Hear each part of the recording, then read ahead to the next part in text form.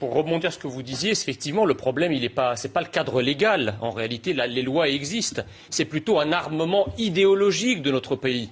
C'est-à-dire que vous avez des responsables qui, effectivement, quand bien même ils seraient en capacité de qualifier les faits, qu'ils ne le feraient pas. Parce que justement, derrière, ça impliquerait de la stigmatisation, de l'amalgame, du racisme, c'est peut-être ça qui est en train de changer depuis quelques jours. Et donc, si vous voulez, le problème, c'est que la multiplicité des pistolets placés sur la tempe, les pistolets idéologiques placés sur la tempe des décideurs, fait que ces gens-là, non seulement restent, mais ensuite ils ont pignon sur rue. La deuxième erreur qu'on fait, c'est qu'on considère finalement l'islam comme un espèce de second catholicisme, qu'on matera exactement de la même façon que le catholicisme a été maté par la République au tournant du XXe siècle. Sauf que l'islam, ce n'est pas le catholicisme. C'est-à-dire quand on regarde, et je parle sous votre contrôle, la façon dont l'islam s'est propagé dans le monde, il s'est propagé principalement au fil de l'épée. C'est-à-dire que les décapitations, ça ne date pas d'aujourd'hui. L'islam s'est propagé comme ça. Amr ibn al-As, Amr ibn al-Khattab, tous les guerriers de l'islam ont décapité. D'accord ? Mahomet était un chef de guerre. C'est pas Jésus. Enfin, les croisades se sont pas faites avec des oui, mais les croisades, c'était une réaction. Alors, ça, on peut refaire l'histoire. Hein, mais les croisades. Vous faites de l'histoire, donc les croisades étaient une réaction, justement, aux pèlerins chrétiens qui étaient attaqués sur le chemin de Jérusalem. Et donc, les rois de l'époque ont décidé de les protéger en les accompagnant en quelque sorte sur la route. Donc, aujourd'hui, en France, l'islam et l'islamisme, parce qu'en fait, l'islamisme n'est qu'une exacerbation de l'islam. Mais les textes, d'ailleurs, vous savez très bien que Al-Azhar, la plus haute instance sunnite, n'a jamais excommunié les djihadistes de Daesh, parce qu'ils considèrent qu'effectivement, il reste des musulmans par rapport à la constitution politico-religieuse qu'est l'islam. L'islam est une horizontalité, et ça percute les lois de la République. C'est une verticalité qui, là, peut être acceptée, mais à la condition que les musulmans ne considèrent leur religion que comme une religion, et pas comme de la politique. Il y a effectivement, dans la population musulmane française, 3 catégories, si je puis dire, par rapport à ce qui s'est passé. La première catégorie, c'est celle qui carrément applaudit, se réjouit. On en a vu. La deuxième catégorie, c'est celle qui condamne la décapitation, mais qui se dit, au fond, il l'a quand même bien mérité parce qu'il a insulté notre religion et qu'il a insulté le prophète. Et enfin, une troisième catégorie qui, elle, condamne les deux et qui ne justifie absolument pas. Donc moi, si vous voulez, quand vous me dites que effectivement c'est la double peine pour les musulmans, enfin, moi j'ai quand même souvenir que pour tout un tas de problèmes, vous avez une capacité des musulmans de France à se mobiliser. On a vu les manifs du CCIF. On a des gens qui descendent dans la France, dans les rues françaises. À chaque fois qu'il y a le moindre sentiment de discrimination ou d'islamophobie, on a là des milliers de personnes qui se précipitent à la Bastille, à la République, etc. pour manifester. Je suis un peu surpris que pour quelque chose qui a choqué la France entière, le sang français a coulé dans nos rues, eh bien, il n'y ait pas eu la mobilisation à la hauteur de l'événement et qu'il y a effectivement, c'est peut-être aussi l'un des aspects du séparatisme, des Français qui ont manifesté, qui ont réagi, et d'autres Français qui ont été, pour le moins, plus timorés et plus timides. Enfin, je finirai en disant quelque chose, c'est qu'on nous parle des 2 imams que vous citez, mais le premier imam, le président du CFCM, a dit qu'il risquait sa vie. Quant à l'imam Chalgoumi, il est protégé 24 heures sur 24 et il ne passe pas plus de 3 nuits consécutives au même endroit. Ça vous donne quand même une idée du climat dans lequel baignent un certain nombre de clercs musulmans lorsqu'ils appellent au dialogue. Et dernière chose, effectivement, vous nous dites « Ah oui, mais le texte musulman ne doit pas être comme ça jeté à des esprits faibles qui ne sont pas capables de le comprendre, etc. » Mais excusez-moi, il n'y a aucune autre religion qui est comme ça. Pourquoi est-ce que l'évangile ou la Torah, on peut la jeter sans qu'il y ait derrière des esprits faibles qui commettent des actes innommables? Il faut aussi se poser la question du message religieux, parce qu'effectivement, dans le Coran, vous avez des sourates et des parties qui justifient ce qui se passe. Je ne dis pas que tous les musulmans les appliquent, mais précisément, la question du message religieux, la question du message coranique doit être interrogée. D'ailleurs, certains pays ont commencé à le faire, comme par exemple en Égypte. Laurent, madame, mais je pense que la question, encore une fois, ce n'est pas une question uniquement juridique. Non. Les réseaux sociaux sont un outil technique. On en fait ce qu'on veut. D'accord ? Or, aujourd'hui, que ce soit Twitter, que ce soit Facebook, que ce soit Instagram, qui est d'ailleurs propriété de Facebook, les patrons de ces réseaux sociaux sont, entre guillemets, des progressistes. C'est-à-dire qu'ils ont une idéologie, une certaine idéologie, qui va ensuite formater les réseaux et qui va définir ce que est, selon eux, la haine... Ces grands groupes eux-mêmes ne savent pas comment contrôler ça. En fait, il y a des algorithmes, effectivement, ils vont mettre... Un algorithme ne suffit pas. Ils vont mettre en place... Vous avez 2 milliards de personnes qui utilisent chaque jour dans le monde ces messageries et ces sites. C'est injouable. Ma page Facebook, il y a une semaine, a été suspendue pendant 48 heures. Je n'avais absolument rien mis d'illégal qui va au contraire de la loi sur ma page, mais il a fallu quelques dizaines ou peut-être quelques centaines de signalements abusifs pour effectivement entraîner la suspension de ma page. Donc si vous voulez, la loi Avia de lutte contre la haine, c'était pas une loi de lutte contre la haine, c'était une loi qui luttait contre certaines haines, d'accord ? Parce que moi je constate, je suis un féru des réseaux sociaux comme chacun sait, je constate que vous avez des comptes à contenu antisémite qui font l'apologie du terrorisme, qu'on l'on signale des dizaines et des centaines de fois, qui sont toujours en ligne des jours et des semaines après. En revanche, vous faites une vidéo sur une fille qui se fait lyncher par la diversité, par exemple, ou un tweet qui critique l'islam, pas les musulmans, qui critique l'islam, eh bien, 48 heures après, votre compte est suspendu. Donc, soit on lutte contre toutes les haines, et à ce moment-là, je suis d'accord, mais si la lutte contre la haine, c'est un nouveau vecteur idéologique pour imposer une sorte de néo-dictature progressiste, alors non. En fait... il faut quand même que la France et les Français se disent que personne n'a jamais gagné une guerre à travers le seul droit. Exactement. On gagne une guerre parce qu'on fait ce qu'il faut pour que le droit devienne un droit de guerre. D'accord ? Parce que sinon, vous êtes condamné à faire ce que la Société des Nations a fait dans les années 30, où effectivement on prenait de belles résolutions sur le droit international, et à la fin des fins, c'est pas avec ça qu'on a arrêté Hitler et l'invasion de l'Europe et les crimes qui ont été commis en Europe.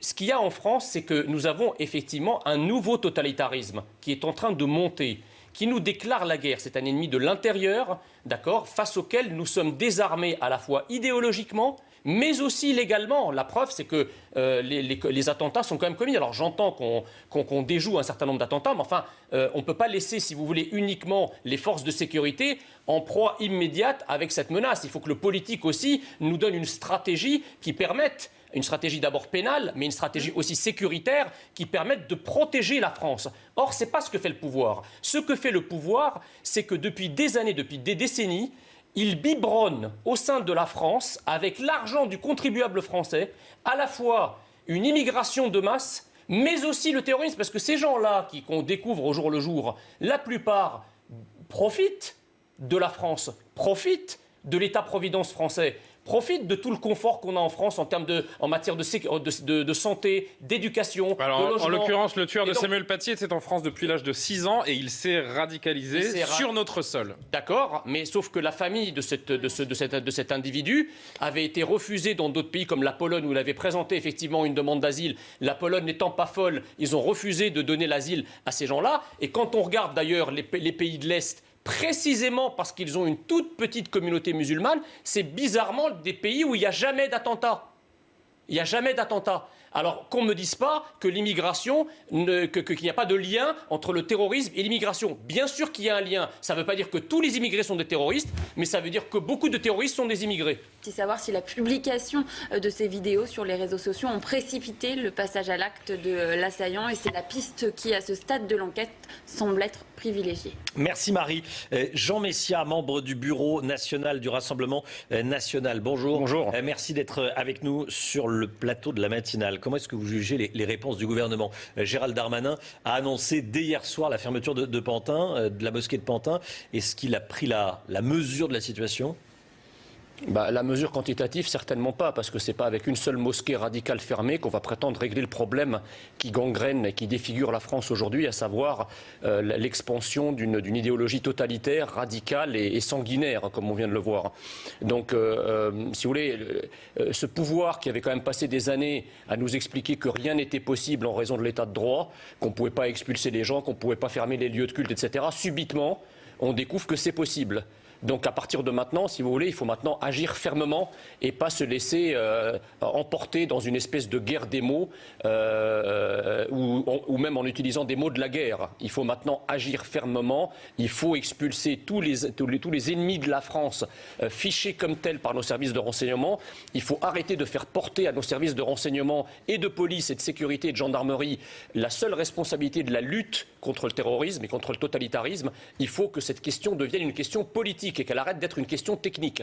Éric Dupond-Moretti, le garde des Sceaux, ministre de la Justice, dit ce matin chez mes confrères du Parisien aujourd'hui en France que la barbarie est à nos portes. Est-ce qu'il prend conscience de ce qui est en train de se passer ? Ben non, la barbarie n'est pas à nos portes, la barbarie l'a franchie. Et M. Dupond-Moretti, ça fait 3 jours qu'il est aux abonnés absents. Les Français se demandaient s'il n'était pas coincé dans un baby-foot dans une prison.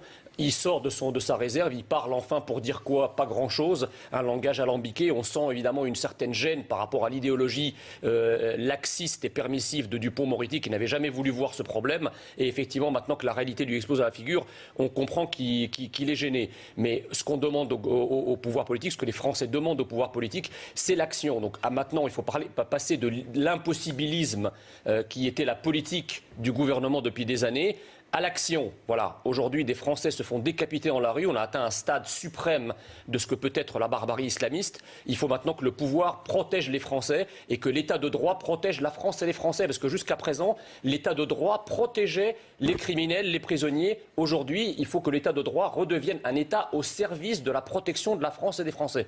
Jean Messia, membre du Bureau national du Rassemblement national. Merci d'être venu dans le journal de 8h ce matin, dans la matinale CNews.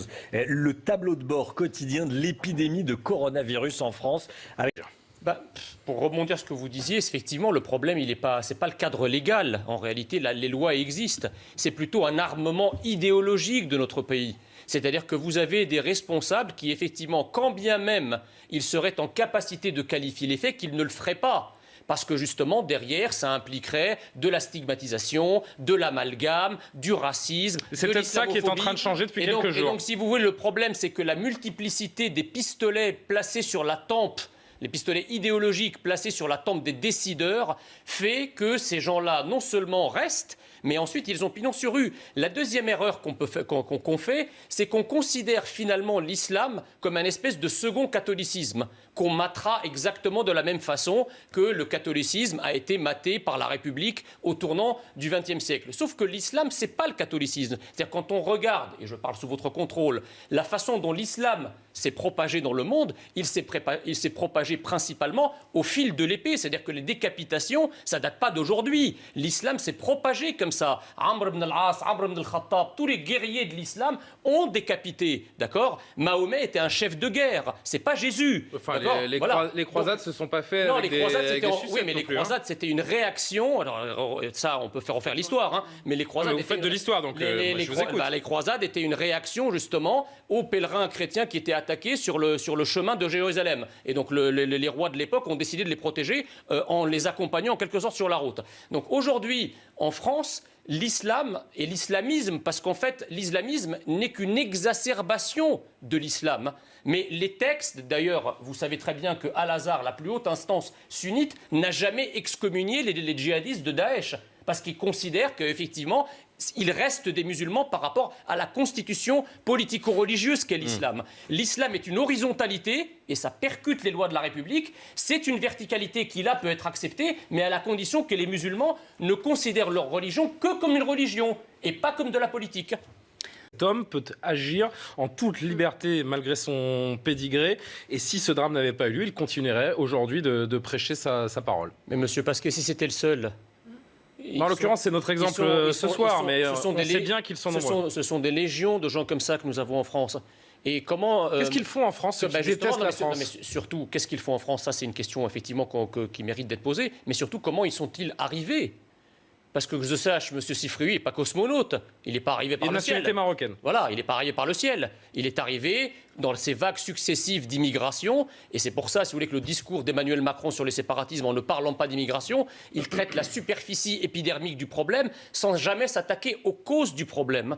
Or, il faut dire qu'il y a une massification de l'immigration, et notamment de l'immigration islamique en France, qui constitue un terreau sur lequel vont pousser effectivement ensuite un certain nombre de fruits monstrueux, fruits monstrueux que sont des individus comme cet homme-là. Quand Emmanuel Macron dit « ils ne passeront pas », je crois qu'il parle du mouvement sortant, c'est-à-dire qu'ils ne passeront pas, on ne peut pas les expulser. Et pour cause, parce que l'état de droit, c'est un état aujourd'hui qui protège ces gens-là. C'est-à-dire qu'à chaque fois qu'on a des velléités d'expulser des C'est ça qu'on fichiers se demandait S, si l'état de droit est adapté à cette situation. des demandeurs d'asile déboutés, quelles que soient les expulsions qu'on envisage de quelques publics illégitimes de présence en France que ce soit, on nous répond la Convention des droits de l'homme nous l'interdit.